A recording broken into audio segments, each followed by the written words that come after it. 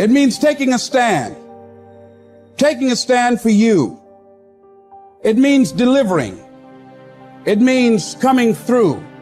What if you don't keep your commitment, Les? What if you give it everything you have and you come up short?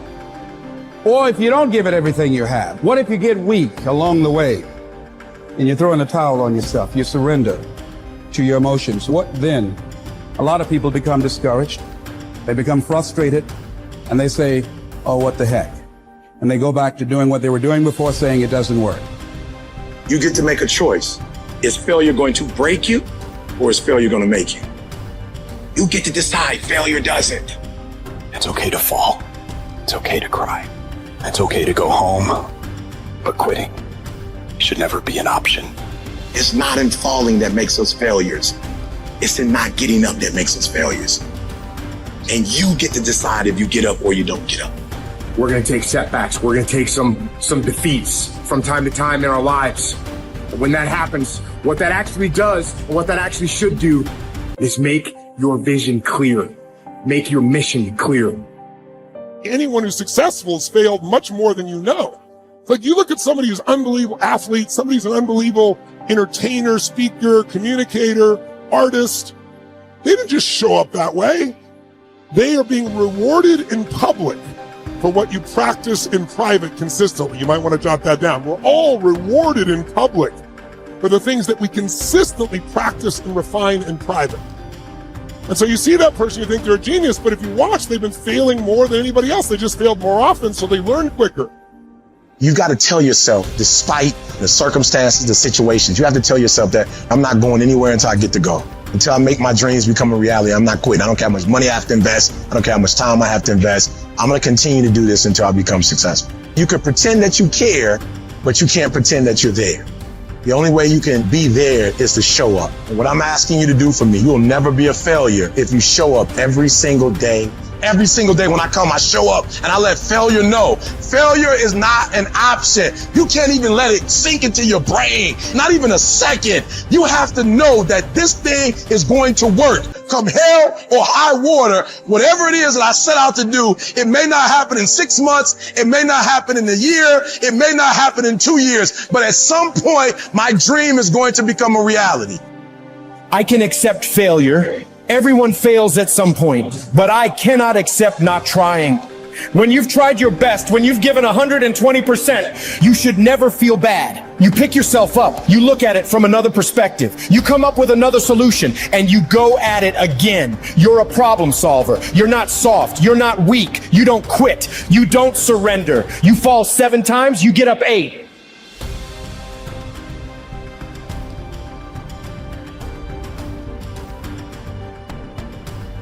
There is a cycle of history that is plain as day. Good times create weak people. Weak people create bad times. Bad times create strong people. Strong people create great times. This is the cycle of history. Our thinking, our process is so affected by the way we're raised generationally, the experiences we go through. So let me give you an example of why we're having challenges today and why I'm more than hopeful. Let's say you were born in 1910. Now, think of it this way first. Remember I talked about pattern recognition, pattern utilization, pattern creation. What gave humanity its greatest jump in its capacity was pattern recognition around seasons.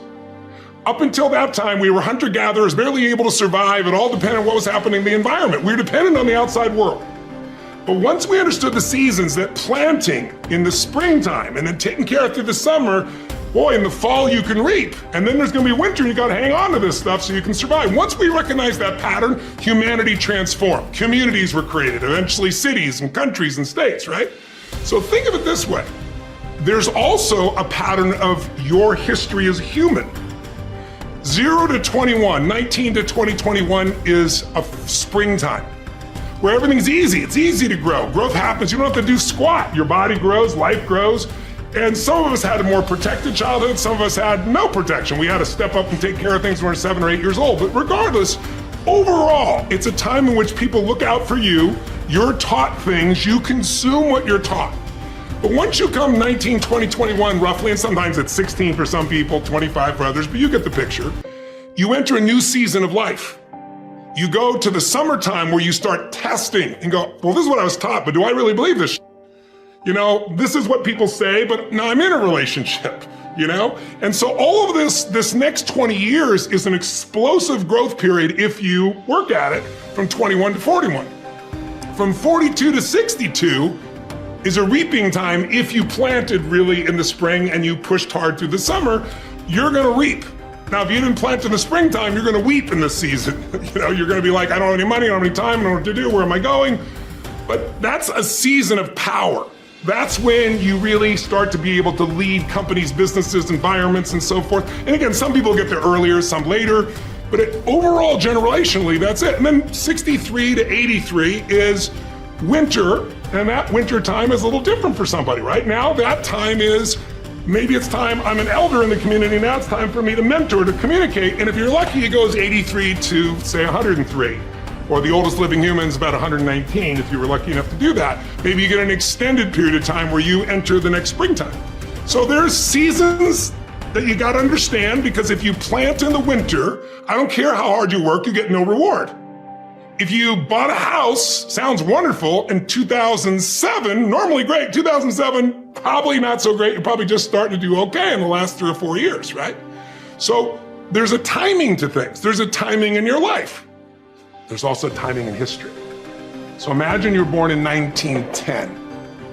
When would you come of age? 19 years old, 1929. What did you grow up with? World War I ended during that time, the whole world celebrated, and the roaring 20s began, and you're in your teens, cars, radios, parties. You can't wait to turn 19, 20, 21, right? And what happens? For that generation, right at that stage of life, the whole game, the wolves pull out from it, and people are jumping out of buildings, the economy goes to the floor, we got the Dust Bowl. But it didn't end there. Because what happened when they were 29? 1939, World War II. And you and I are too young to know it, but those around know that it looked like we were gonna lose. Hitler was storming across Europe. It looked like life as we know it was over. And these people went overseas and became heroes. They faced such unbelievable, they were thought as flappers, they were thought as weak, they were a lot like a lot of the generation that you see today, the Z generation, not so much because they're just coming up, right? But the millennial generation, by older people, I see them as weak, they're snowflakes, they're this and they're that, but they have technology, they have insights. And when the outside world is demanding enough, not yet, because they're still fearful, they will grow. And that's when things change. And so the season occurs. So think about the difference between the 30s and the 40s versus the 50s versus the 60s as we came after 63 into an American summer as a different mindset versus the 80s to the 2000s, 2010. So we're right now halfway through winter. We're in another winter. It starts financially. Now it's gone to health, but we're far from it. It's going to be war. And it might be cyber war, it might be full-on war, but there's zero question that China and the US are on a collision course that's going to shape the direction of humanity. And so the people that right now are alive today are gonna have to grow in that environment. I really think we're at a season where there's gonna be a whole new level of growth. And what I just want to do is be one of the many sources that can give people perspective, because here's the problem. A year ago, people thought we were coming out of, we got vaccines now, and we're coming out of COVID, and it's going to be all over now, and people are excited.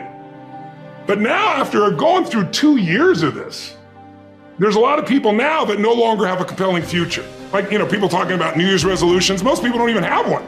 Because it's like, they never followed through anyway, right? But at least they had something to look forward to. They're starting to get into learned helplessness. Learned helplessness is when something is so bad over and over again, you start thinking the problem's permanent. No problem is permanent. Or you start thinking the problem's pervasive because I haven't handled my finances, my whole world's over. Or because my relationship's bad, my whole world's over. Your life is bigger than that. Or all this is happening because there's something wrong with me. When you get to that point, you stop trying. And so my goal right now is to shake that up for people. People need a new perspective, and you can't do it by just sitting and thinking. You gotta move your body, you gotta change your energy and your focus, because low level of energy, I don't give a damn how smart you are, you're not gonna use all your ability. But if I get you into a higher state of being, mentally, emotionally, physically, then all of a sudden you start remembering who you are and you start coming up with answers that you never even thought were possible before.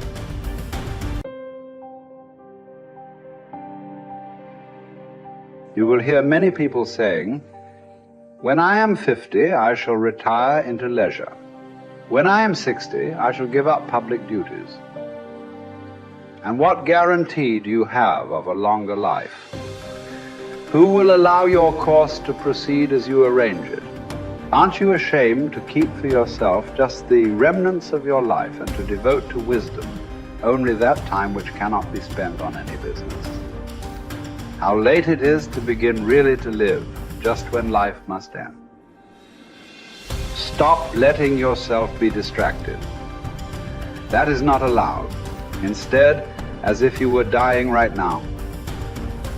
Stop allowing your mind to be a slave, to be jerked about by selfish impulses, to kick against fate and the present, and to mistrust the future. In your actions, don't procrastinate. In your conversations, don't confuse. In your thoughts, don't wander. In your soul, don't be passive or aggressive. In your life, don't be all about business. It is essential for you to remember that the attention you give to any action should be in due proportion to its worth, for then you won't tire and give up if you aren't busying yourself with lesser things beyond what should be allowed. Putting things off is the biggest waste of life. It snatches away each day as it comes and denies us the present by promising the future. The greatest obstacle to living is expectancy, which hangs upon tomorrow and loses today. You are arranging what lies in fortune's control and abandoning what lies in yours. What are you looking at? To what goal are you straining? The whole future lies in uncertainty. Live immediately. The best livelihood, particularly for the strong, is earning a living from the soil, whether you own your land or not. Many can support their families by farming land owned by the state or private landowners. Some even get rich through hard work with their own hands. The earth repays those who cultivate her, both justly and well, multiplying what she received, endowing in abundance all the necessities of life to anyone willing to work, and all this without violating your dignity or self-respect. Generally speaking, if you devote yourself to the life of philosophy whilst tilling the land at the same time, I couldn't compare it to any other way of life, nor would I prefer any other livelihood.